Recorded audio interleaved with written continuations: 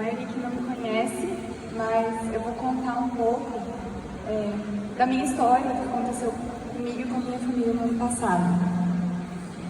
E vou falar o que Deus é para mim hoje. Que hoje eu conheço Deus de uma forma diferente do que eu conhecia antes.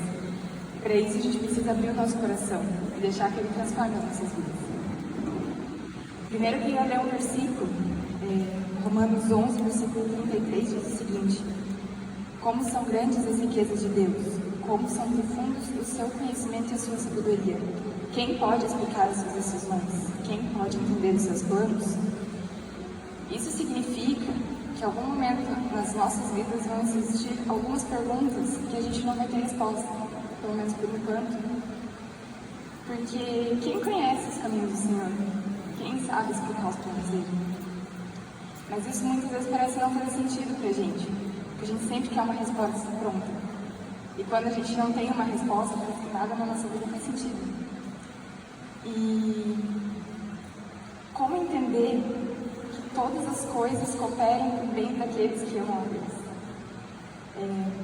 Quando eu estava na UTI ano passado, a psicóloga que me acompanhou no hospital, ela me dizia sempre: todas as coisas, tanto bom quanto mal, cooperam para o bem daqueles que amam o Senhor.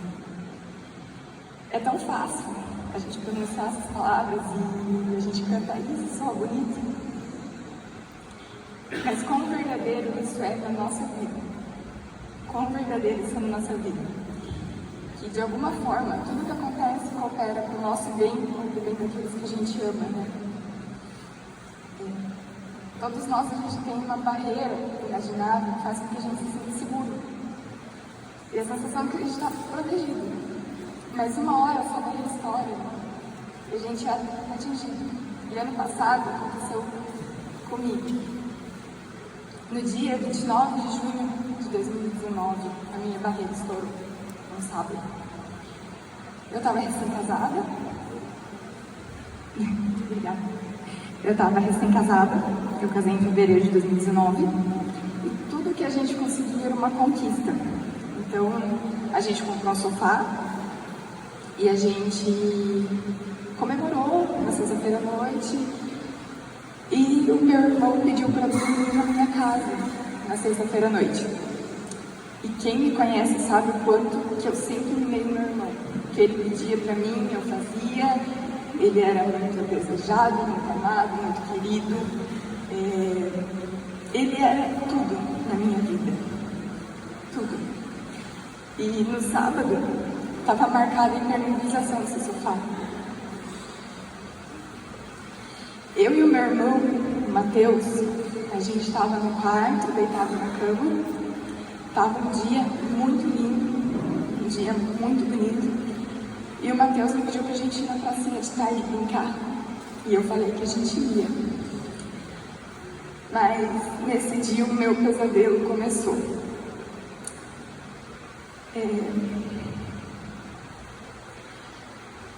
Deus não é um Deus de tragédia.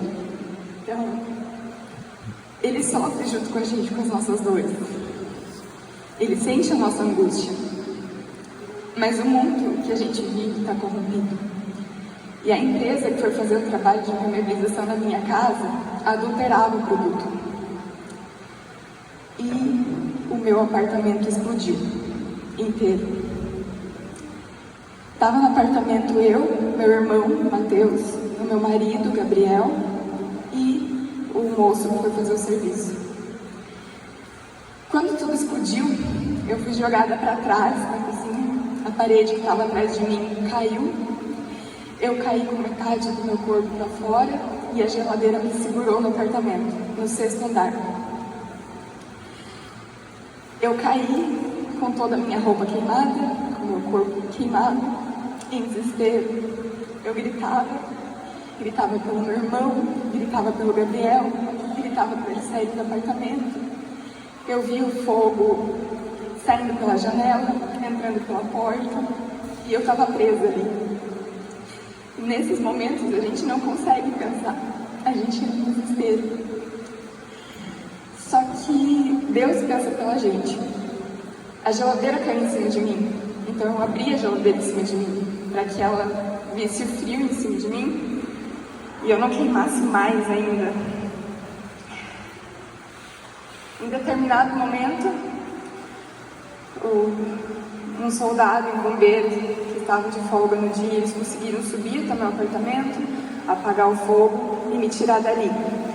E eu só consegui dizer: tem mais gente aqui, o meu irmão está no quarto, tira eles. O bombeiro foi até o quarto e me disse: seu irmão não está aqui. E eu pensei: nossa, eles conseguiram sair, que bom. Eles me pegaram, o bombeiro, o soldado me pegaram no colo, desceram 6 lances de escada correndo comigo, me colocaram dentro da ambulância. Eu estava em choque, eu tremia. É uma dor que eu não consigo explicar. Eu só pedia para eles: pelo amor de Deus, me ceda, eu não aguento essa dor. E eles não conseguiam nem pegar veia, porque eu tremia muito. Quando eu cheguei no hospital, eles me enfaixaram da cabeça até os pés, colocaram oxigênio. E quando os meus pais chegaram no hospital, eles não sabiam nada do que tinha acontecido.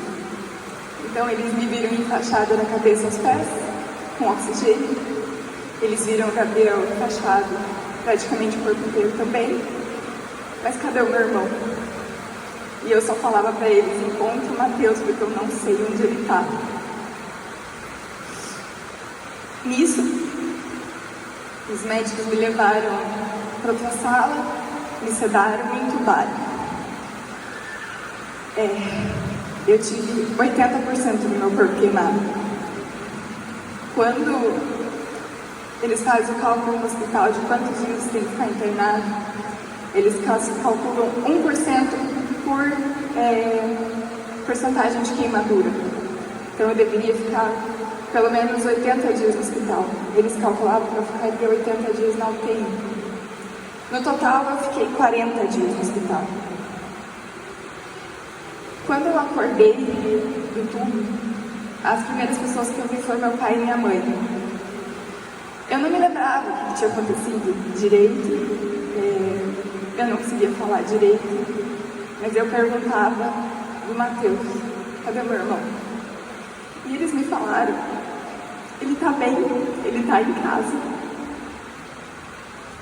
Quando eu perguntava do Gabriel, eles me falavam que ele estava no quarto. E graças a Deus, o Gabriel se recuperou muito bem. Assim, os dias foram passando na UTI. Eu tinha visitas de manhã, no final da tarde, e nesse meio tempo eles me sedavam, me davam banho, trocavam os curativos. Aos poucos eles começaram a me levantar da cama, dar alguns passos, fazer fisioterapia respiratória, consegui tirar as faixas da cabeça. E todos os dias eu tinha que ficar pelo menos 2 horas sentada numa poltrona por causa dos pulmões. E essa poltrona eles colocavam do lado da minha cama na UTI. E foi um desses primeiros dias que eu estava sentada que um dos meus milagres aconteceu. E a gente viu quanto Deus é bom. Nesse dia eu estava sentada na cama, na poltrona do lado da cama, e eu senti alguém jogando alguma coisa em cima da cama, como que queria me chamar a minha atenção.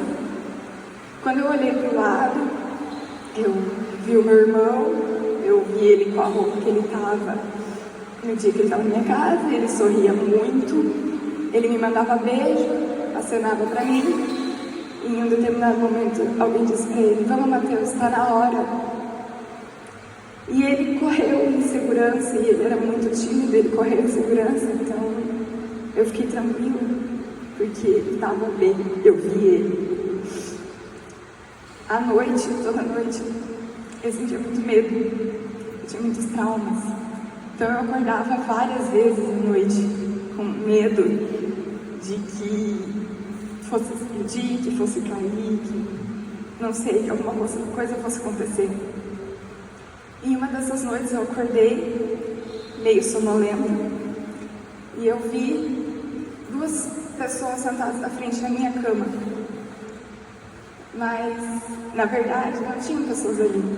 Era Deus me mostrando que Ele estava cuidando de mim. Porque em Salmos 91, versículo 11, diz o seguinte: Deus mandará que os anjos dele cuidem de você para protegê-lo onde quer que você for. Só que esse episódio, eu tinha esquecido ele completamente quando eu saí da UTI. E eu só me lembrei dele meses depois, uma semana antes da audiência criminal que eu tinha que prestar depoimento. Porque Deus estava me mostrando que Ele ainda estava cuidando de mim, Ele ainda estava comigo. Quando eu fui para o quarto, depois de alguns dias de UTI, meus pais precisavam me contar o que tinha acontecido de verdade. Eu lembro das exatas palavras da minha mãe, quando ela me disse: "O Mateus está bem, ele está em casa, mas ele não está mais aqui, ele está com Deus." Eu não sei descrever o meu desespero. O meu irmão tinha 11 anos. E de repente, eu vi que eu precisava de tão pouco para viver. Tudo que eu queria era ter meu irmão. A gente precisa de tão pouco para viver, mas a gente sempre parece tão insatisfeito com as coisas que a gente tem, que nada nunca está bom. A gente pode comprar o melhor carro, mas logo ele não vai mais ser o melhor. A melhor casa, mas logo ela vai precisar de reforma. A gente precisa de pouco para viver. O viver é Cristo e morrer é lucro, porque aqui não é a nossa casa. Em breve a gente vai para outro lugar. E não existe nada melhor do que esse lugar. Mas quando a gente recebe esse murro, esse soco na boca do estômago, a gente percebe quanto a gente tem, quão feliz a gente é. E a gente passa a valorizar as pequenas coisas, os pequenos detalhes. Nesse momento, às vezes, a gente pode pensar que Deus não está fazendo sentido, ou que Ele perdeu o controle das coisas. Mas isso é uma ilusão da nossa cabeça. Ele sempre está no controle de todas as coisas. Mas como eu posso dizer nesse momento que todas as coisas cooperam bem daqueles que amam a Deus? Compreender isso de uma forma torna a nossa fé mais madura. Deus disse que nunca nos deixará e nunca nos abandonará.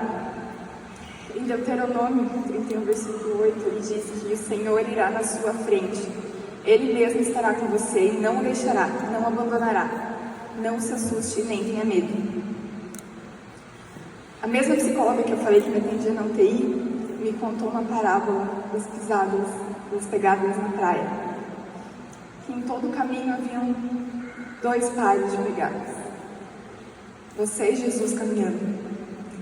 Em um momento, no momento mais difícil da sua vida, tem uma pegada só. E daí eu pergunto: Jesus, cadê você quando eu mais precisei de você? E Ele te responde: eu estou aqui o tempo todo, mas no momento que você mais precisou de mim, eu estou te carregando no meu colo. E todos os dias Deus mandou o seu maná, como Ele faz com o povo de Israel no deserto. Ele não deixou que faltasse nenhum dia. Quando eu estava no quarto, descobriram que eu peguei 2 bactérias muito fortes. Uma delas já estava no sangue. Começaram a me tratar com antibiótico, 2 antibióticos, só que eles eram tão fortes que deixavam o rosto formigando e a pele acinzentada. E a cada 2 dias, aproximadamente, eu tinha que fazer exames de sangue para ver se esses antibióticos já não tinham afetado os meus rins. E um desses dias, a enfermeira que estava coletando meu sangue, ela me disse o seguinte: por que você está tão triste? O teu irmão só voltou para casa. Aqui não é a casa dele. Como a gente pode não acreditar que Deus é bom nesses momentos, quando Ele manda esses recados pra gente? Quando consegui eliminar as bactérias e que eu estava pronta para fazer os enxertos de pele, mais uma surpresa. Eu peguei herpes zoster no nervo da costela até nas costas. Para quem não sabe estudar, quando a imunidade está muito baixa, ele dá uma dor insuportável. Eu tratava com morfina a cada poucas horas. Resultado, mais uma semana antes de eu conseguir fazer os enxertos, mais 4 comprimidos. Eu estava tomando 12 comprimidos a cada 4 horas. Mas Jesus disse: venham a mim vocês que estão cansados de carregar suas pesadas cargas, e eu lhes darei descanso. Isso quer dizer que Deus não dá uma carga maior do que aquela que podemos carregar. Mas eu perguntava para Deus todos os dias: por quê? Por que isso aconteceu comigo? Por que isso aconteceu com a minha família? Por que o Senhor levou meu irmão? Por que o meu irmão? Mas Deus não olha pra gente como o homem vê a gente. Ele olha no nosso coração. Deus não se incomoda que você chegue diante dele e pergunte: por que eu não entendo? Desde que você não saia do centro da vontade dele. Desde que você peça a ajuda dele, a força dele, e mesmo sem entender, você aceite a vontade dele, porque ele sabe o que está fazendo. E todos os dias, sem falta, Deus mandou o seu consolo, por meio de pessoas, por meio de palavras. E eu separei duas que me marcaram muito. A primeira é que cada um de nós tem uma missão aqui. Existem pessoas que Deus leva para si, para que elas não se corrompam. Em nenhum momento, porque a gente nunca sabe o que pode acontecer amanhã. Em Mateus 6, versículo 27, diz o seguinte: quem de vocês, por mais que se preocupe, poderá acrescentar 1 hora sequer na sua vida? E ele termina o capítulo, no versículo 34, dizendo para que a gente não fique preocupado com o dia de amanhã, porque basta cada dia ser um mal. Ele está nos sustentando. O meu irmão, Mateus, ele sempre teve uma fé muito madura. Ele foi uma criança muito especial. Ele sonhava com o céu. Ele perguntava sobre o céu. Um dia ele acordou chorando porque ele tinha sonhado com Jesus. E ele se preocupava muito: será que eu vou para o céu? Será que você vai para o céu? O que tem no céu? Será que no céu eu posso passar as mãos na mão dos animais? Todas essas pequenas coisas, pequenas perguntas de criança, né? Um dia ele escreveu uma carta para minha mãe, dizendo assim: eu queria ter um tempo infinito com a minha mãe, mas ninguém vive para sempre nesse mundo de maldades. Ele deixou um recado para a gente. Ele tinha uma fé madura. Ele que incentivava todo mundo para a igreja. Ele deixou o recado dele para a gente. Ele sempre foi muito amável. Não tinha quem conhecia ele que não amasse ele. E ele falava toda noite para a gente, várias vezes: boa noite, se cuida, Deus te abençoe, eu te amo. E ele falava tantas coisas, tantas vezes, para a gente não esquecer, nunca. Deus te abençoe. A segunda mensagem é que ninguém vive uma vida incompleta. Seja curta, seja longa, todo mundo vive uma vida completa. Isso me conforta, porque quer dizer que ele cumpriu a missão dele e ele foi para casa. Ele viveu a vida dele completa. Ele não está perdendo nada nesse mundo. Ele está desfrutando das maravilhas que um dia a gente vai chegar lá também. As maravilhas que Deus preparou para a gente. A gente acha que a gente nunca vai ser atingido por nada, mas Jesus falou que no mundo vocês terem aflições, mas tenham coragem, eu venci o mundo. Deus fala com a gente nos pequenos detalhes, todos os dias. E são esses pequenos detalhes que Deus mostra que Ele continua sendo Deus.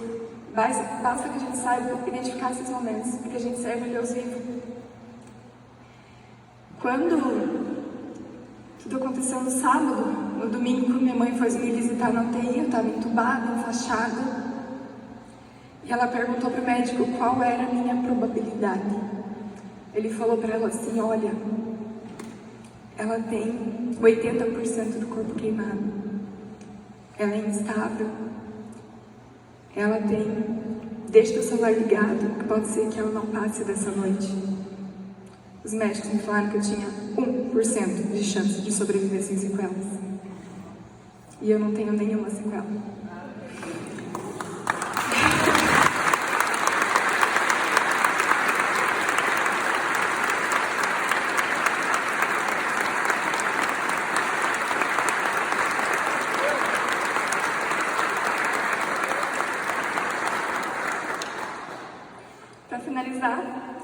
queria ler uma passagem de Apocalipse 21, versículo 1 a 7. Diz o seguinte: eu vi um novo céu e uma nova terra, porque já o primeiro céu e a primeira terra passaram, e o mar já não existe. Eu, João, vi a cidade santa, Nova Jerusalém, que de Deus descia do céu, adereçada como uma esposa ataviada para seu marido. E eu ouvi uma grande voz do céu que dizia: eis aqui o tabernáculo de Deus com os homens, pois com eles habitará, e eles serão seu povo. E o mesmo Deus estará com eles, e será o seu Deus. E Deus limpará dos seus olhos toda lágrima, não havendo mais morte, nem pranto, nem clamor, nem dor, porque já as primeiras coisas são passadas. E o que estava sentado no trono sobre o trono disse: eis que faço novas todas as coisas. E disse: escreve, pois essas palavras são verdadeiras e fiéis. E disse-me mais: está cumprido, eu sou o alfa, o ômega, o princípio e o fim. A quem quer que tiver sede, lhe darei da água da fonte da vida. Quem vencer, ele dará todas as coisas, e eu serei seu Deus, e ele será o meu filho. É maravilhoso a gente ter essa esperança de um lugar que a gente vai, uma casa celestial que a gente não consegue imaginar, que não vai ter dor, não vai ter pranto, não vai ter morte. E quando a gente lê essa promessa de Deus, começa a fazer sentido aquilo que João disse para ele: viver é Cristo e o morrer é lucro. O que eu digo para você hoje: viva Cristo hoje, porque amanhã pode ser que você não tenha essa oportunidade. Talvez você esteja passando por uma coisa muito difícil, uma coisa que você não consegue ver solução, você não consegue ver saída. Mas se Deus permite que você passe por isso, Ele tem um propósito na tua vida. Ele tem uma missão para você. Obrigada.